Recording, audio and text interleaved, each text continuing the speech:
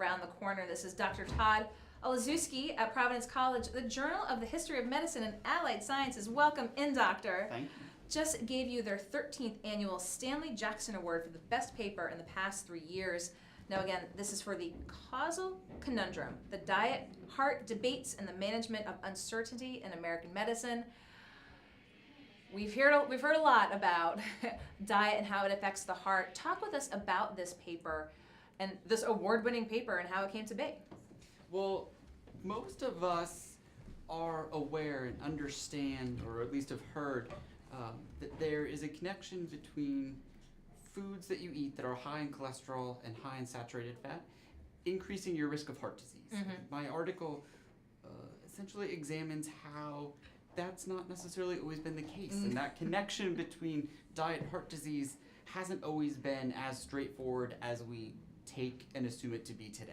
So was this going through all historical journals and research and publications of how scientists approached it? How far back did you go? Exactly. I looked at articles in medical journals, in public health journals, in some other medical textbooks, really from the 1940s all the way through the 1980s. And I looked especially at the editorials that were being published in these medical and public health journals, in part because that was what was really interesting. The ways in which physicians and scientists were arguing and bickering back and forth about whether or not there was a connection between diet and heart disease, but then also if a connection, if a correlation was something that was actionable, if we knew that there was an association between diet and heart disease, if it meant that diet high in cholesterol and saturated fat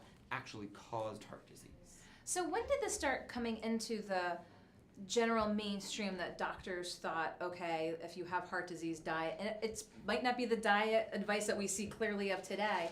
So when did they start making recommendations for who they thought might be candidates for heart disease, and what did they possibly initially tell them, or was there, again, competing sort of schools of thought as to what the contributing factors were? There really were competing schools of thought, but really beginning in the mid to late 1940s, really through the 1950s, you begin having researchers begin conducting research on heart disease in different populations, okay, and really working to get a sense of how do different national diets impact or shape the rate of heart disease in that particular population. And these researchers then took the next step of beginning to write their own cookbooks.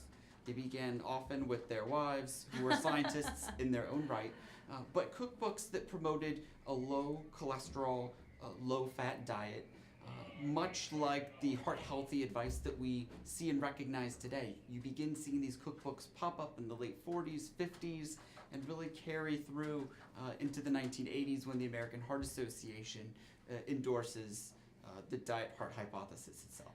And so talk with us a little bit as well. Again, you talk about looking at different populations, because one of the things that was brought to our attention when scientists were looking at countries faced with different circumstances, so countries facing famine that didn't have the largesse of high-fat diets, and talk a little bit about that. When did they come to the correlation of was really what people were eating were contributing to who was getting heart disease and who was not? Exactly. The wartime experience was really one of the early clues for researchers that there may be a connection between diet and heart disease. And researchers in Europe noticed that in war-torn areas in Europe that were undergoing famine, there seemed to be lower rates of heart disease in those very populations. So there was a suggestion that perhaps a lack of access to dairy, to meat products and whatnot, may have some connection here. And other researchers took that cue and began studying the national diets in other countries, in Japan, in several of the Nordic countries, in Africa, and began tabulating and getting a sense of what exactly are people in these different nations eating, and what does it mean for their perceived risk or their potential of developing heart disease. And you mentioned this research, starting sort of in the 40s, going through the 80s, when you talked about the American Heart Association embracing this heart-healthy diet. And again, it's the 80s. We think of it as probably recent history, but it's a few years ago now. Have there been any substantial changes since the 80s in this recognition of this, again, low-fat diet? Or is that pretty much was the sort of Bible established once this research was conducted? Or are we still learning more about heart disease? We're still learning more about heart disease. The Bible would have been established of sorts by the 1980s. So much of what constitutes heart healthiness still holds true today. Okay. What has changed more recently has been a new attention toward trans fat and the notion of trans fat as something just as dangerous or worrisome, if not more so, than saturated fat. And that has shaped some of the more recent heart healthy diet recommendations. And it is February, it's Heart Health Awareness Month. Folks, I'm sure, can find resources on the American Heart Association. But again, trans fats, and is it fats in general, can you have a diet and have a healthy heart? How much fat's too much fat? So the American Heart Association suggests that you should have a diet that includes no more than 10% of saturated fat. So that would include dairy, that would be sort of cheese, any type of non-low-fat dairy option. Red meat as well would be another culprit in terms of saturated fat. Have you taken a look, again, this was specifically on the heart and the diet, but we've seen other diets, especially from a weight loss perspective, that, South Beach or those ones that are just so high fat. Was this part of your research, or would that be outside the scope of that? Because how do you balance those ones that try to say, hey, go really high fat and low carb, and then on the other hand, you have research from the Heart Association saying, That's a great question, and that is probably where the debate lays today. This notion of the low carb diet, this question of, well, perhaps saturated fats aren't as bad as we've made them out to be. And you begin to see the proliferation of even more, not only heart healthy diets, but weight loss regimes that perhaps aren't quite as heart healthy as their promoters would suggest they are. The suggestion's always, if you look to embark on a diet, consult a physician. That's wise advice. Agreed.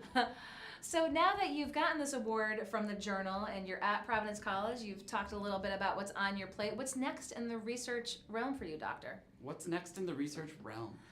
Well, I'm very interested in understanding how scientific research discoveries get translated into not only health policy, but clinical practice. Okay. How is it that what researchers are doing in the laboratory impacts or shapes what we're doing or experiencing in the classroom and not in the classroom, in sort of, well, I suppose in the classroom as a but for college policy professor, but for policy and for clinical practice itself.